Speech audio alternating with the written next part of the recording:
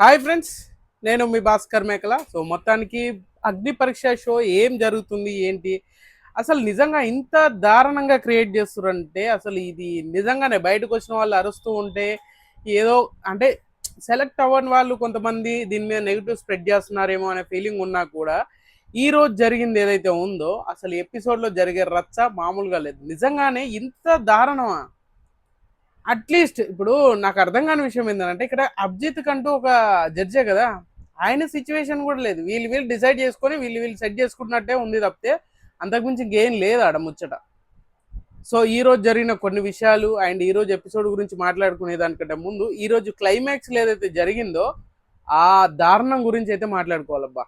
So అంతకంటే ముందు వీడియోకి ఒక లైక్ వేసుకొని వీడియో ఎండ్ వరకు చూసే ప్రయత్నం చేయండి. షార్ట్ అండ్ స్వీట్గా మరీ ల్యాగ్ చేయాల్సిన అవసరం లేదు అనిపించింది నాకైతే. మీకేమనిపించింది ఏంటో కింద కామెంట్ చేయండి. ఇంకా ఆల్రెడీ స్టేజ్ మీదకి పిలిచారు కదా, హోల్లో ఉన్న అందరినీ పిలిచారు స్టేజ్ మీదకి. ఒక 20-25 మెంబర్స్ అందరిని పిలిచేసి దాంట్లో నుంచి ఒక 21 మెంబర్స్ని ఏమో పిలిచేసి దాంట్లో నుంచి ఒక 8 మెంబర్స్ని డైరెక్ట్గా ఎలిమినేషను, అంటే మీరు ఫర్దర్గా ఇంకా ముందుకు వెళ్ళలేరు, మీకు ఆ క్యాపబిలిటీ లేదు అనే విధంగా వాళ్ళని తీసుకొచ్చి డైరెక్ట్గా ఎలిమినేట్ అనేది చేశారనమాట. ఆ మాత్రానికి వీళ్ళని సెలెక్ట్ చేయడం ఎందుకు, వీళ్ళని హోల్లో పెట్టడం ఎందుకు, రోజు స్టూడియోల చుట్టూ విప్పడం ఎందుకు? అంటే మీకంటూ ఒక అభిప్రాయం లేదు. ఇప్పుడు వాళ్ళ 8 మందిని కూడా కన్సిడర్ చేసి వాళ్ళతో పాటు అగ్ని పరీక్ష చేసి దాంట్లో నుంచి టాప్ 15 తీసుకెళ్ళి చేసినా చేయొచ్చు. లేదంటే అంతమందిని కూడా 8 మంది ఆల్రెడీ ముగ్గురు లేరు కాబట్టి ముగ్గురు 3 గ్రీన్స్ వచ్చిన వాళ్ళు ఉన్నారు. సో వాళ్ళని అప్రిషియేట్ చేశారు, వాళ్ళని పక్కన కూర్చోబెట్టారు. మిగతా వాళ్ళందరూ ఎంతమంది ఉన్నారు ఆల్రెడీ ఎంతమంది 8 మెంబర్స్ని దాంట్లో నుంచి తీసేశారు. 8 మెంబర్స్ని డైరెక్ట్గా స్టేజ్ నుంచి పిలిచారు. వాళ్ళు ఎవరెవరు ఏంటి అనేది అయితే ఒకసారి చెప్తాను. So Sriramu and Sakshita, Gautham Raj and Abhijna అయితే నిజంగా కొంతమందిని సెలెక్ట్ చేశారు కదా, అభిజ్ఞని ఎందుకు తీసేశారో తెలియదు. ఈ రోజు ఆడిషన్ చేశారు కదా. సో సీమను, రమ్య, గౌరీ, ఐశ్వర్య, సో వీళ్ళందరినీ డైరెక్ట్గా మీరు దీనికి ఫిట్ కాదు, మేము ఆల్రెడీ నలుగురం డిస్కషన్ చేసుకొని అందరికి కొంతమందికి 2 గ్రీన్స్ ఇచ్చాము, 1 గ్రీన్ ఇచ్చాము, వాళ్ళందరినీ ఏకాభిప్రాయంతో మిమ్మల్ని తీసేసాం, మీరు క్యాపబిలిటీ కాదు అని చెప్పేసి తీసేశారు. చూసారా, ఇది ఎక్కడి న్యాయం రా స్వామి?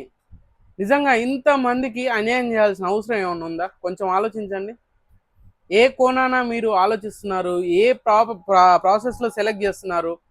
ఆ ముందే అందరికి రెడ్లు ఇచ్చేస్తే అయిపోతుంది కదా. సో అది ఏ విధంగా కొంతమంది ఎమోషనల్గా చెప్పారు, అది అసలు దాంట్లో రియాలిటీయే లేదు అన్నప్పుడు దాన్ని కన్సిడర్ చేసి సెలెక్ట్ చేశారు. మరి అది ఏ విధంగా చేశారో నాకు అర్థమైతే లేదు. సో ఈ విధంగా చూసుకుంటే మాత్రం ఇది అన్ఫేర్ అగ్ని పరీక్షనే. రాను రాను బయటకు వచ్చి స్క్రిప్ట్ అయితే ఏదైతే చెప్పారో అదే జరుగుతున్నదేమో అనే ఫీలింగ్ అయితే వస్తుంది ఖచ్చితంగా. సో నాకు అనిపించింది. సో ఈ 8 మందిని అయితే డైరెక్ట్గా అవుట్ ఆఫ్ ది స్టేజ్, అంటే అగ్ని పరీక్ష నుంచి అవుట్ చేశాము అని చెప్పేసి అని అన్నారు కదా, అది నాకు ఎక్కడో అన్ఫేర్. కంప్లీట్గా వీళ్ళు చేసే బిగ్గెస్ట్ మిస్టేక్ అనమాట. ఎంత కాంట్రవర్సీ చేయాలో అంత కాంట్రవర్సీ చేస్తూనే ఉన్నారు, ఇంకా చేస్తూనే ఉన్నారు, ఇంకా చేద్దాం అనుకుంటూనే ఉన్నారు అన్న ఫీలింగ్ అయితే కలిగింది మరి నాకైతే. బట్ మీకేమనిపించింది అనేది కింద కామెంట్ చేయండి. ఖచ్చితంగా ఈ 8 మెంబర్స్ని తీసేయడంలో జడ్జెస్ కంప్లీట్గా ఫెయిల్యూర్ అనేది చెప్పొచ్చా లేదా అనేది మీరే చెప్పాలి ఆ విషయం. సో మొత్తానికి ఇది జరిగింది అనమాట. ఇది ఎంత వరస్ట్ థింగ్ అని అంటే, ఇంకొకటి ఏంటంటే మన హేమంత్ కుమార్ యాదవ్ ఉన్నాడు చూసారా, సో ఆయనది ఈరోజు ఆడిషన్ చేశారు కదా, వాళ్ళ ఫాదర్తో నేను అసలు మాట్లాడాను, ఆయన ఏదైతే స్టోరీ చెప్పాడో వాళ్ళ ఫాదర్తో ఏదైతే మాట్లాడారో అది కంప్లీట్గా నాన్ సింక్లో ఉన్నట్టు అనిపిస్తలే మీకు? నిజంగానే నక్కం వచ్చినట్టుగానే ఉంది. అసలు అసలు ఎందుకు గ్రీన్ ఇచ్చిందో బిందు మాధవి గారు, ఏ విధంగా అది చేశారో నాకు తెలియదు, కానీ అసలు మరీ వరస్ట్ థింగ్. ఎందుకంటే అది రియాలిటీయే లేనట్టు అనిపించింది నాకు. అంతో కొంత మిగతా వేరే వాళ్ళు చేసిన దాంట్లోనన్నా కొంచెం ఆ రియాలిటీ అనేది ఉందేమో, కానీ కంప్లీట్గా ఈయన ఏదైతే చేశాడో ఆ ఫోన్ కాల్ ఏదైతే చేశాడో అది నిజంగానే నక్కం వచ్చాడరా అంటే నమ్మేయచ్చు, మామూలుగా కాదు, ఆ రేంజ్లో చేశారనమాట. సో ఈ 8 మందిని స్టేజ్ నుంచి బయటకు పంపించడం, తర్వాత మిగతా వాళ్ళు ఎవరైతే ఉన్నారో అందులో నుంచి వాళ్ళందరినీ ఒక 15 మెంబర్స్ని సెలెక్ట్ చేశారు కదా, 15-13 అనుకుంటా. సో వాళ్ళందరినీ డైరెక్ట్గా అగ్ని పరీక్షలోకి ఎంటర్ అవుతున్నారు. అగ్ని పరీక్షలోకి ఎంటర్ అయిన 12 మంది అండ్ వీళ్ళు అనమాట, ఎవరు ఆల్రెడీ ముగ్గురు సెలెక్ట్ అయ్యారు కదా గ్రీన్, వాళ్ళందరితోటి నెక్స్ట్ ఎపిసోడ్స్ నుంచి ప్లే అవుతాయి అండ్ నెక్స్ట్ ఎపిసోడ్ నుంచి టాస్క్లు పెడతారు. ఇది కొంచెం ఇంట్రెస్టింగ్ ఉండొచ్చు. దీంట్లో కూడా పాజిటివిటీగా, దీంట్లో కూడా ఫేర్ అన్ఫేర్ లాగా కాకుండా వన్ సైడే పాసిబుల్ చేస్తున్నట్టుగా చేస్తే మాత్రం ఎవడేం చేయలేడు, ఇంకా అదో గది అవుతుంది అనమాట.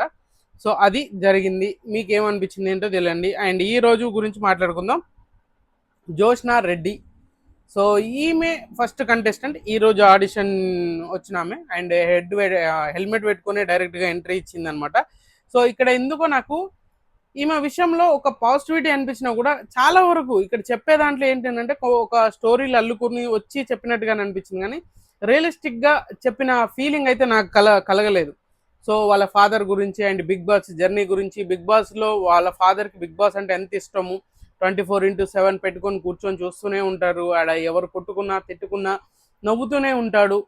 ఒక ఎమోషన్ మీదనే నడుస్తూ ఉంది అనమాట. బిగ్ బాస్ అనేది ఒక ఎమోషన్ ఒకటే కాదు కదా, రియాలిటీ అంటున్నారు, కానీ ఏ ఒక్కరి దగ్గర నుంచి కూడా ఆ రియాలిటీ అనేది ఏమంటారు ఎక్స్పెక్టేషన్స్ అనేది ఎక్కడా కూడా కనిపించట్లేదు.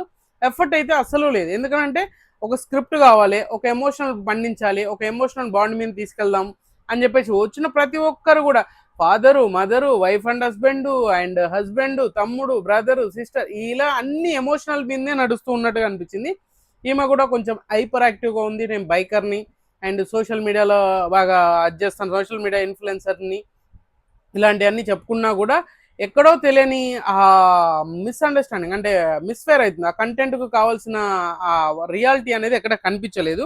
సో వాళ్ళ ఫాదర్ గురించి చెప్పింది. వాళ్ళ ఫాదర్ చనిపోయారు, 2 years అవుతుంది, అంటే 2024లో చనిపోయారు. ఆయన కోరిక నేను బిగ్ బాస్లో ఉంటే ఎలా ఉంటాను అని చెప్పేసి మాట్లాడుకునే వాళ్ళము. ఆ సిచ్యువేషన్ గొడవ అవుతుంటే ఆ సిచ్యువేషన్లో ఎలా ఉంటుంది. సో ఇప్పుడు ఈ లాస్ట్ సీజన్ రాలేదు, సో దాని గురించి చెప్పింది. అండ్ తర్వాత లాస్ట్ సీజన్ అంటే కొన్ని అనివార్య కారణాల వల్ల అని చెప్పింది. అండ్ బాయ్ ఫ్రెండ్ ఉన్నాడు, బాయ్ ఫ్రెండ్ బ్రేకప్ అంటే ఆ బ్రేకప్ మా ఇంట్లో వాళ్ళు సెట్ అవ్వరు అని చెప్పింది. ఇదంతా ఏదో స్క్రిప్ట్ రాసుకొని వచ్చేసి ఆ బాయ్ ఫ్రెండ్ ఉన్నాడు అని అంటే ఒక కార్నర్లో ఉంటుంది, దాన్ని బ్రేకప్ చేసిన ప్రతి ఓడు బ్రేకప్ అని అంటే ఇది ఒక ఫ్యాషన్ అయిపోయింది అనమాట. బ్రేకప్ అంటే అసలు అది చెప్పుకోవాల్సిన అవసరం లేదు. అటు ఫాదర్ ఎమోషన్, ఇక్కడ బాయ్ ఫ్రెండ్ దాన్ని జోవియల్గా వీళ్ళకి పెళ్ళిళ్ళు అవ్వలేదు, వీళ్ళు బ్యాచులర్ అని చెప్పేసి ఇంకా ప్రతి ఓడు బిస్కెట్లు వేసుడేనా. సో అది నాకు నచ్చలేదు అనమాట. సో ఆ విషయంలో కూడా కొంచెం అటు ఇటు అనిపించింది. అండ్ ఇక్కడ ఈమెకు అభిజిత్ అండ్ నవదీప్ వీళ్ళిద్దరు గ్రీన్ ఇచ్చారు. అండ్ బిందు మాధవి గారు అండ్ రెడ్ ఇచ్చారనమాట. తర్వాత ఫ్లూటా వచ్చారు.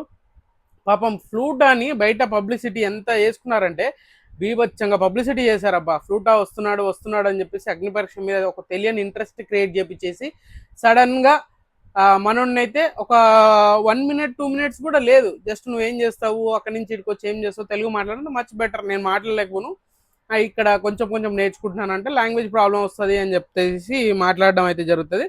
అండ్ ఫ్లూటా కూడా అంత బజ్ క్రియేట్ చేపించారు.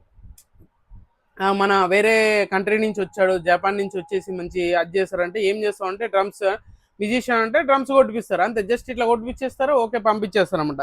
అక్కడ కూడా బిందు మాధవి అండ్ నవదీప్ వీళ్ళిద్దరు రెడ్ ఇస్తారు అండ్ అభిజిత్ అయితే గ్రీన్ ఇస్తాడు అనమాట. సో పెద్ద కంటెంట్ ఏం కనిపించినట్టుగా అనిపించదు. సో మరి నాకేమో అట్లా నడిపిస్తుందా మీకే అనిపిస్తుందో తెలియదు. తర్వాత అభిజ్ఞ వస్తుంది. అభిజ్ఞ కూడా బాగా హైపర్ యాక్టివ్గా ఉన్నట్టుగా ఉంటుంది. ఆమె ఒక సాఫ్ట్వేర్ దాంట్లో ఉండి అండ్ ఒక మంచి పొజిషన్లో మంచిగా ఉన్న యాక్టివ్గా ఉన్న అందరిలో కంటే ఒక డిఫరెంట్ కంటెస్టెంట్ అనిపించింది. కొంతమందిని సెలెక్ట్ చేసేదానికంటే అభిజ్ఞాన్ని ఎందుకు రిజెక్ట్ చేశారో నాకు అర్థం కాలేదు. వాళ్ళు ఏదైతే సెలెక్ట్ చేసి అగ్ని పరీక్ష పంపించారో వాళ్ళ కొంతమందిలో అసలు క్యాపబిలిటీ లేని వాళ్ళు కూడా ఉన్నారు.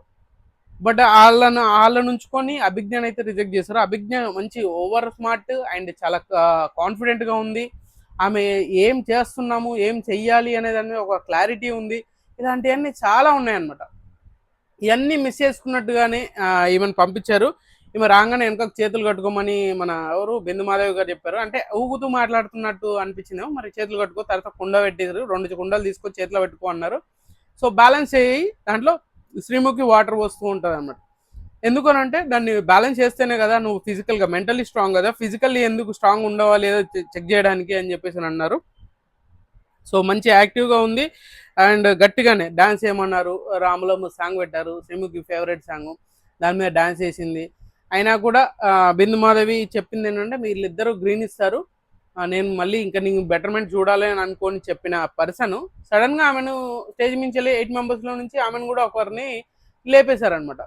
సో బిందు మాధవి గారు గ్రీన్ ఇస్తే అభిజిత్ కూడా గ్రీన్ ఇస్తాడని చెప్పేసి బిందు మాధవి రెడ్ ఇచ్చానని కూడా చెప్పింది ఇక్కడ. సో ఇక్కడ దారుణం కదా, దారుణమైంది, అన్యాయమేం కాదు.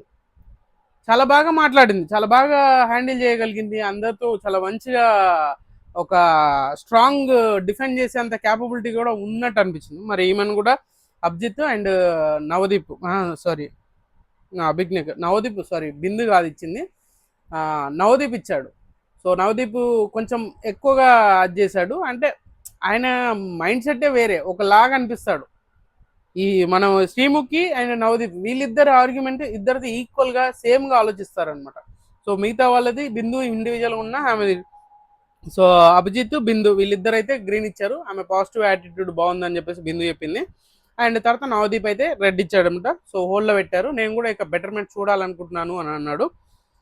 సో తర్వాత హేమంత్ కుమార్. సో మనోడు గురించి మాట్లాడుకోవాలి అని అంటే ఏం మాట్లాడాలి, మనోడు తెలంగాణ స్లాంగ్లో వచ్చాడు, స్లాంగ్ ఒక్కటి ఉంటే సరిపోదు అని అనుకోవడానికి కూడా కాదు. సో మనోడి విషయంలో జరిగింది ఏంది, ఏం జరుగుతుందో కూడా తెలియదు, బట్ మనోడిని అయితే తీసుకొచ్చారు, నచ్చలేదు అని చెప్పారు. ఫేక్ కానీ డైరెక్ట్గానే అభిజిత్ డైరెక్ట్ స్టేట్మెంట్ గానే పాస్ చేశాడు, నాకు నచ్చలేదు, ఆయన ఏం చేశాడని, ఏం చేశాడో అంతా ఫేక్ గానే అనిపిస్తుంది, రియలిస్టిక్గా లేదు, ఒక క్లారిటీ లేదు అని చెప్పాడు. అండ్ ఇక్కడ నవదీప్ కూడా నువ్వు ఇప్పటికీ కూడా మీ ఫాదర్ బాగాలేడు అంటే వాళ్ళ ఫాదర్తో మాట్లాడాను నేను, మా ఫాదర్ నెంబరే లేదు అని చెప్పేసి ఎంత స్ట్రాంగ్గా బిలీవ్ చేసి ఎంత స్ట్రాంగ్గా నమ్మించడానికి ట్రై చేశాడంటే, మా ఫాదర్కి నాకు అసలు పడదు, ఇంట్లోనే ఉంటాము, ఏదో స్టోరీ చెప్పాడు వాళ్ళ ఫాదర్కి ఏదో అయ్యింది, ఇట్లా మోసం చేశారు, దాని గురించి జాబ్ పోయింది, దాన్ని తిరిగాము హాస్పిటల్, ఇవన్నీ ఎలా చేశాడంటే గజ్జిబిజి గందరగోళం చేశాడబ్బా నవదీప్. డైరెక్ట్గా నాకు ఇప్పటికి కూడా నువ్వేం చెప్తున్నావు అంత స్టోరీ అంతా వాళ్ళ డాడీకి ఫోన్ చేపిస్తారు, మాట్లాడతారు, వాళ్ళ డాడీ కూడా కూల్గా మాట్లాడతాడు, అసలు ఏదో స్క్రిప్ట్ రాసి ఆయన చెప్పేసి ముందుగానే చెప్పేసి వచ్చి మాట్లాడినట్టుగానే అనిపించింది. సో మనోడు వాళ్ళ డాడీ కూడా చాలా పాజిటివ్గానే మాట్లాడతాడు, ఈయన చెప్పినంత సినిమా ఏముండదు, అంత ఈయన కావాల్సినట్టుగానే కావాల్సిన విధంగానే అడిగినట్టుగా అనిపిస్తుంది, జెన్యూనిటీ అనిపించదని మన శ్రీముఖి అన్నది. అండ్ నవదీప్ డైరెక్ట్గా ఇంత జరిగినా కూడా నాకు ఎందుకు నువ్వేం చెప్పాలనుకుంటున్నావో నాకు అర్థం కావట్లేదు అని చెప్పాడు. మరి ఇవన్నీ చూసుకుంటే మనోడిని సెలెక్ట్ చేయకూడదు, కానీ ఇక్కడ మనోడిని ఆ నవదీప్ అభిజిత్ వీళ్ళిద్దరు రిజెక్ట్ చేసినా కూడా మన ఎవరు బిందు మాధవి గ్రీన్ ఇచ్చింది, ఇంకేమో ఉంది చూడాలనుకోండి. సో ఇది కూడా నాకు ఎక్కడో ఏదో జరుగుతుంది, ఏదో అయిపోతుంది అనే ఫీలింగ్ అయితే నాకు పర్సనల్గా అనిపించింది. ఏదో కావాల్సుకొని తీసుకున్నారు, ఏదో బఫూన్ చేయడానికి తీసుకున్నట్టుగా అనిపించింది. కొంతమంది కంటెస్టెంట్స్ని బఫూన్లు అయితేనే, అంటే బఫూన్ మీన్స్ అంటే వేరేలాగా తీసుకోకండి, వాళ్ళు క్రియేట్ చేయడానికి ట్రై చేస్తున్నారు. ఇప్పుడు నచ్చలేదు, ఆ కంటెంట్ ఏం లేనప్పుడు రిజెక్ట్ చేయొచ్చు, తీసుకొచ్చారు అని అంటే ఇప్పుడు ఎవరైతే సెలెక్ట్ చేస్తారో వాళ్ళల్లో బెస్ట్ తీసుకోవడానికి వీళ్ళను డైరెక్ట్గా ఎలిమినేట్ చేయొచ్చు కదా.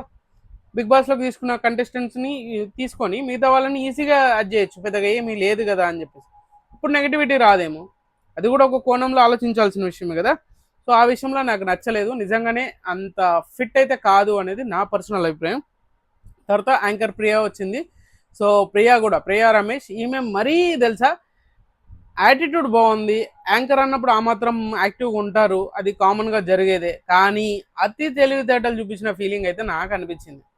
ఎందుకంటే ఆ స్లాంగ్ అంతే రేరు, నాకు అర్థం కాదు, కానీ భాషను తెలుగు భాష అన్నప్పుడు మీరే వేరు చేసి మాట్లాడుతున్నారు కదా, అది చెప్పాల్సిన అవసరం లేదు. సో ఆ భాషని ఇంపాక్ట్ క్రియేట్ చేయడానికి అదేదో చేసేస్తున్నాము అని చెప్పడానికి అదే స్లాంగ్లో మాట్లాడతారు. ఇప్పుడు న్యూస్ రీడర్ అంటే ఏ విధంగా ఉంటారు, అది మనందరికీ తెలిసిన విషయమే కదా, చాలా పద్ధతిగా ఆ కంటెంట్ వైజ్గా చాలా బాగా ఉంటుంది. రియాలిటీ కావాలంటే నువ్వు నీ ప్రొఫెషన్ని నువ్వు రిప్రజెంట్ చేయొచ్చు, నువ్వు స్లాంగ్ తోటి అంటే నేను రియల్గా ఇట్లనే ఉండొచ్చు, తప్పేం కాదు, బట్ స్టేజ్ మీద ఉన్నప్పుడు ఆ విధంగా చూసుకోవచ్చు. ప్రతి ఓడు అదే, నేను శ్రీకాకుళం అంటే శ్రీకాకుళం, ఆంధ్ర అంటే ఆంధ్ర, తెలంగాణ, ఇది వీళ్ళే పంచుకొని మాట్లాడుతున్నట్టుగా ఉంది అనమాట. బట్ అది నాకు కొంచెం నచ్చలేదు. ఈమె కూడా కొంచెం హైపర్గా ఫ్రెండ్స్ గురించి మాట్లాడినప్పుడు నాకు ఎవరు ఫ్రెండ్స్ లేదన్న తర్వాత ఫ్రెండ్స్ ఉన్నారన్నది, ఈమె కూడా కొంచెం అంత గజిబిజి గందరగోళంలా ఉంది. కానీ ఈమె చేసేదాన్ని బట్టి మరి నాకు ఈమెకు కూడా గ్రీన్స్ ఇచ్చారు, ఎవరు అభిజిత్ అండ్ నవదీప్. బిందు అయితే హోల్డ్ చేసింది, ఎందుకంటే వాళ్ళిద్దరు ఇచ్చారు కాబట్టి నేను ఖచ్చితంగా నువ్వు రెడ్ ఇస్తావు, హోల్డ్ చేస్తున్నారు అని చెప్పేసి దాని కొంచెం బ్రేకింగ్ న్యూస్ కూడా మాట్లాడండి, బ్రేకింగ్ న్యూస్ లాగా చెప్పండి అన్నప్పుడు ఇంట్రడ్యూషన్ కూడా అలాగే చేస్తారు. అది నాకు ఎందుకో గజిబిజి గందరగోళం అనిపించింది. ఇంత జరిగింది, ఇందులో వీళ్ళకే వచ్చింది, మిగతా కంటెస్టెంట్ అయితే ఇట్లా ఇట్లా ఫ్లాష్ లాగా వచ్చి ఇట్లా మొత్తం అందరికి రెడ్లు వచ్చాయన్నమాట. ఒక 6-7 మంది కాదు, 8 మంది 9 మంది ఇట్లా ఇలా ఫ్లాష్ వచ్చి తీసేసినట్టుగా అనిపించింది. సో ఇది అంతా ఒక ఎత్తు అయితే, ఇది చేశారు చూసారా ఆకు పాకు కరేపాకు లెక్క, వీళ్ళైతే ఎవరైతే గ్రీన్స్ ఇచ్చారో ఆ గ్రీన్స్లో నుంచి వీళ్ళని ఏరారు చూసారా, ఈ 8 మందిని ఎలిమినేట్ చేశారు కదా, ఆ 8 మందిని ఎలా చేస్తారు తెలుసా, ఆకు పాకు కరేపాకు లెక్క వీళ్ళు డిసైడ్ చేసుకుంటున్నారు అనమాట. సో అది వరస్ట్ థింగ్, ఇంత ప్రాసెస్ పెట్టాల్సిన అవసరం లేదు. ఏదైతే ఆడిషన్స్ వీడియో వచ్చినా దాంట్లోనే ఆకుపాకు కరేపాకు లాగా అలా చేసుకుంటూ ఒక్కొక్కరిని సెలెక్ట్ చేసుకుంటూ అయిపోయింది. దానికి పెద్ద పెద్ద షో పెట్టాల్సిన అవసరం లేదేమో అని నాకు పర్సనల్గా అనిపించింది. మీకేమనిపించింది ఏంటంటే కింద కామెంట్ చేయండి. సో ఖచ్చితంగా ఈ వీడియో మీకు నచ్చిందని కూడా నాకు లైక్ చేయండి, షేర్ చేయండి, కామెంట్ చేయండి, సబ్స్క్రైబ్ చేద్దాం.